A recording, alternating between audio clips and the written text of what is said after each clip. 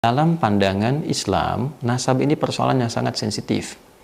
Mau kita melakukan pendekatan dengan hadis riwayat Al-Bukhari dan Muslim yang tersambung pada sahabat Abu Dzar Al-Ghifari, saking sensitifnya Nabi memberikan pengingat. Jika nasab yang benar itu kemudian sengaja diputus, maka resikonya adalah kufur. Ma min rajulin idda'a, tidaklah seorang lelaki mengaku li ghairi abihi, kepada menasabkan sesuatu kepada yang bukan dari bapaknya, jalur nasabnya, fahuwa kufrun, maka dihukumi dengan kufur. Ya, jadi kalau ada seseorang yang dengan pandangan tertentu mencoba memutus nasab seseorang yang sudah valid, tercatat, terbukti, dan ternyata nasab itu benar, kemudian mencoba untuk diputus, maka resikonya kufur. Ini kan masalah. Nah, kemudian juga dalam hal yang sama, ketika ada seseorang menisbatkan yang bukan kepada nasabnya, maka falyatabawwa maq'adahu minan nar. Kalau seseorang mengaku-ngaku bagian dari nasab yang bukan nasabnya, maka tempatnya di neraka. Nah, oleh karena itu ini persoalan yang tidak mudah.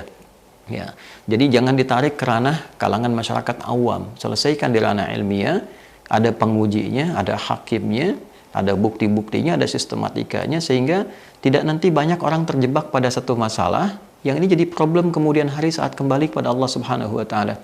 Siapa yang akan bertanggung jawab kalau tiba-tiba ada orang mencaci maki nasab tertentu, kemudian tidak seperti kenyataannya, dan dia menghukumi terputus, lalu terkena kemudian dengan ancaman hadis ini? Yang bertanggung jawab siapa? Kan jadi masalah.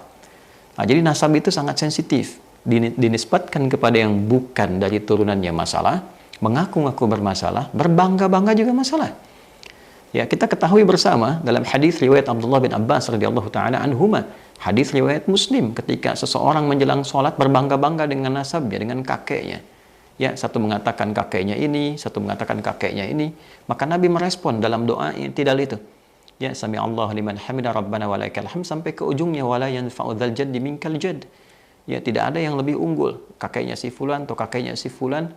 Ini memberikan kesan bahwa nasab itu pada akhirnya di hadapan Allah, ya, keseluruhannya itu akan sirna seluruhnya, kecuali amal saleh kita, kecuali nilai-nilai kebaikan kita.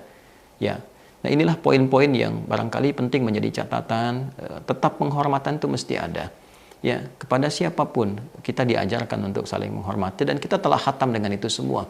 Ya, jangan kita hanya mengambil dalil inna akramakum indallahi atqakum. Ya, yang paling mulia adalah ketakwaannya di hadapan Allah. Nah, di antara nilai takwa itu adalah menghormati orang lain. Di antara takwa itu menyambung silaturahim. Ya ayyuhan nasu taqu rabbakumul ladzi khalaqakum min nafsin wahidah wa khalaqa minha zawjaha wa batha minhuma rijalan katsiran wa nisaa'a wattaqullaha alladzi tasaaluna bihi wal arham. Jelas ayatnya. Ini ayat pertama. Hai semua manusia, tingkatkan takwamu kepada Allah, Rabb yang menciptakan engkau dari bapak yang satu. Kemudian ada istrinya jadi ibu kalian, ada Adam, ada Hawa, menyebar jadi keturunan, ada laki-laki, ada perempuan.